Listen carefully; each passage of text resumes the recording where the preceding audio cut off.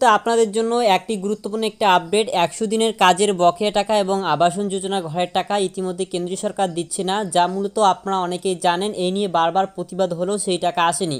তবে মুখ্যমন্ত্রী মমতা বন্দ্যোপাধ্যায় বারবার এই নিয়ে কিন্তু আলোচনা করেছিল, যা নিয়ে আপনারা প্রতিনিয়ত আপডেটগুলো পেয়ে গিয়েছিলেন। তবে এবারে ঠিক আরেকটি ডেটের পরিবর্তন হয়ে গেল, অর্থাৎ তারিখ পরিবর্তন হয়ে গিয়েছে। কত তারিখে এই জরুরি বৈঠক বসতে চলেছে সেই নিয়ে আজকের এই ভিডিওতে আলোচনা করব। তো ভিডিওটি প্রথম থেকে শেষ পর্যন্ত দেখলে কিন্তু আপনারা বুঝতে পারবেন। তো এই সংক্রান্ত আপডেটে স্পষ্ট বলা আছে, বাংলার প্রতি কেন্দ্রের বঞ্চনার বিরুদ্ধে বৃহত্তর আন্দোলনের ডাক দেওয়ার 24 ঘন্টার মধ্যেই ফের মোদী সরকারের বিরুদ্ধে তোপ দাগলেন মুখ্যমন্ত্রী মমতা বন্দ্যোপাধ্যায়। এখানে স্পষ্ট বলা আছে, বাংলার প্রান্তিক মানুষের 100 দিনের কাজের টাকা আটকে রাখায় বৃহস্পতিবার তিনি এক্স হ্যান্ডেলে লিখেন যে রাজ্য সরকারকে কালিমালিপ্ত করার লক্ষ্যে মনরেগা টাকা আটকে রেখে ভুল তথ্য পরিবেশন করছে কেন্দ্র। এদিকে আবারও বলা হয়েছে, বুধবারই রাজ্যপাল সিবি আনন্দ বোস জানিয়েছিলেন যে কেন্দ্র 100 দিনের কাজের বকেয়া টাকা নিয়ে চিঠি পাঠিয়েছে, যা নিয়ে গতকালকে আপনার আপডেটও দেখেছেন। এখানে বলা হয়েছে যা পাঠানো হয়েছে মুখ্যমন্ত্রীকে। তবে এ বিষয়ে জানতে চাওয়া হলে টাকা না ছাড়লে এসব কথার কোনো দাম নেই বলেই জানিয়েছিলেন মুখ্যমন্ত্রী মমতা বন্দ্যোপাধ্যায়।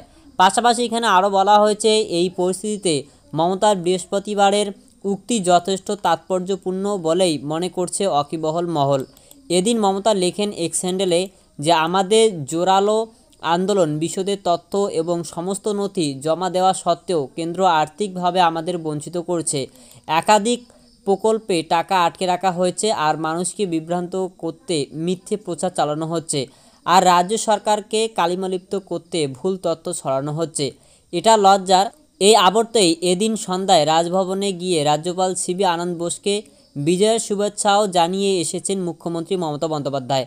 অন্যদিকে বিশ্বকাপ ক্রিকেটের সেমিফাইনাল ম্যাচ থাকার কারণে তৃণমূলের দলীয় বৈঠকের দিন পরিবর্তন করা হলো।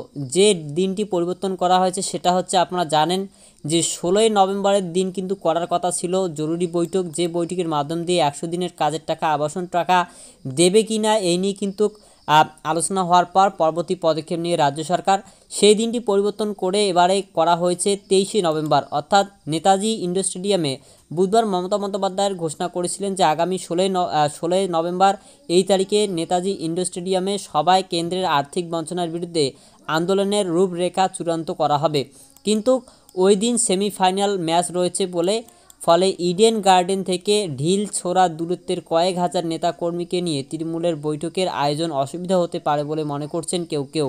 তাছাড়া বিশ্বকাপ নিয়ে উন্মাদনার এই পর্বে সবাই নেতাকর্মী সমাগমেও ভাটা পড়তে পারে বলে মনে করা হচ্ছে। সেই কারণে বৈঠকের দিন পরিবর্তন করা হলো বলে তৃণমূল সূত্রে খবর।